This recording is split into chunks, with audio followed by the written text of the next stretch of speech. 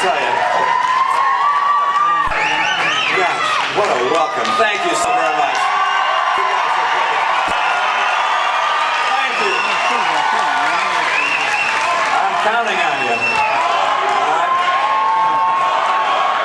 We're counting. I'll tell you, she is a terrific person, a wonderful lieutenant governor. I love being out with her. She introduces me time and again. She's been working tirelessly. And also, I've got to tell you, Pat Tiberi, thank you for his leadership and helping bring y'all here to the game. Senator Portman, who you just heard from, what a great friend. You know, he was playing Barack Obama in our debate preparation, and he was tough. I'm glad I didn't have to debate him on TV. I can tell you, quite a guy. You got a terrific senator, and I appreciate his help. And Auditor Dave Yost here somewhere. Where's Dave here? I know he's around somewhere. Someone's saying he's over here. He's been my chairman in the state. He was very hardworking from the very beginning when not many people were behind me, and now a lot more behind me. So I thank you.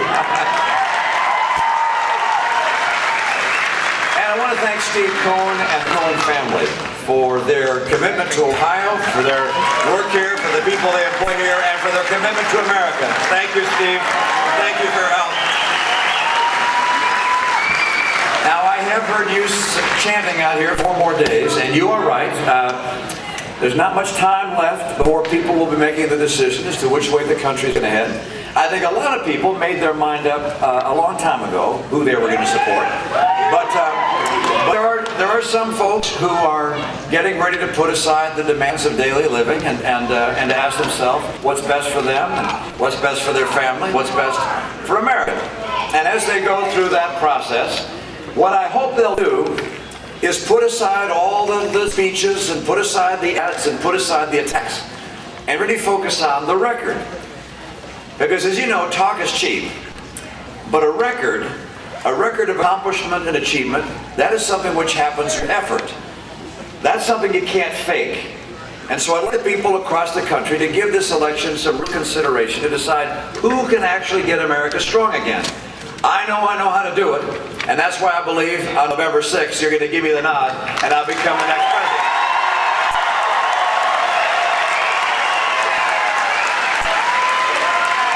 Now the talk is remarkably cheap. 4 years ago, candidate Obama promised us so very much, but he has fallen so far short of what he promised. As Senator Portman just said, he promised that he'd have a post-partisan presidency, but it's been the most partisan I've seen, with divisiveness and bitterness and division and demonization hallmarks his presidency. He said he'd focus on creating jobs, but instead he focused on creating Obamacare, which killed jobs. He said he would cut the deficit in half. Instead, it's double what it was. He said he'd get unemployment by now down to 5.2%. I learned today it ticked up to 7.9%. That's 9 million jobs short. Those are real Americans. Can't find work. 23 million in all can't find work or can't find work that's up to their needs. Only find part-time work. This is a critical time. The president was a president who took office with the economy as the #1 challenge, and you know he's got higher unemployment today than when he took office. Think of that. The President of the United States presides over a nation under his leadership where unemployment is higher than the day he took office. And then of course he was going to save Social Security and Medicare because they were headed to insolvency. What's happened instead? He made no effort to save either one. In fact, he took $716 billion from Medicare to pay for Obamacare. And then he said he was going to lower the cost of your health insurance by $2,500 a family by now. Instead, it's gone up by $3,000 a family. And gasoline prices, they're also up by $2,000 a family. And then, of course, he said he was going to work across the aisle on the most important issues that America faces. The last time the president met with either the Republican leader of the House or the Republican leader of the Senate to talk about jobs or the economy or the deficit was in July. All right? So this is a president who has promised a lot of things, but his record is very different than the promises. Instead of building the bridges that we needed in America, he built a broader and broader divide. And I have a very different approach. I recognize this president is, again, making new promises.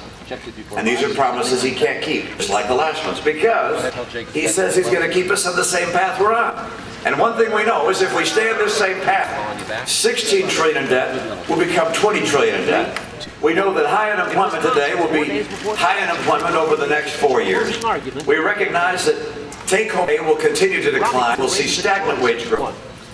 We know that he will devastate the military. His Secretary of Defense said, in fact, the $1 trillion in cuts to the military, those $1 trillion in cuts would devastate our military. Unless we change course, by the way, we may be looking at another recession down the road. So the question for this election, in my view, is this. Do you want to stay on the same course we're on, or do you want real change? Because we represent real change.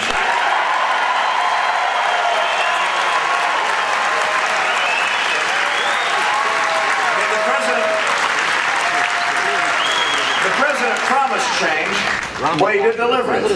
And I'm promising change, and I have a record of achieving it.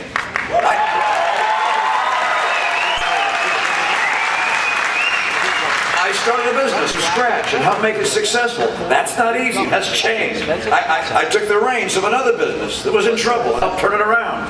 That's real change. Went to the Olympics that were in trouble and helped get them back on track. That's real change. Then I went to Massachusetts as the governor of my state, and I was a man from Massachusetts, I appreciate it. And my legislature was overwhelmingly Democratic. We did not battle with each other day in and day out. We instead found common ground. We had a multi-billion-dollar budget gap. We came together to solve the problem by actually reducing spending. Brought taxes down 19 times, made our state more business friendly, and a $3 billion budget gap became a $2 billion budget surplus, or a rainy day fund.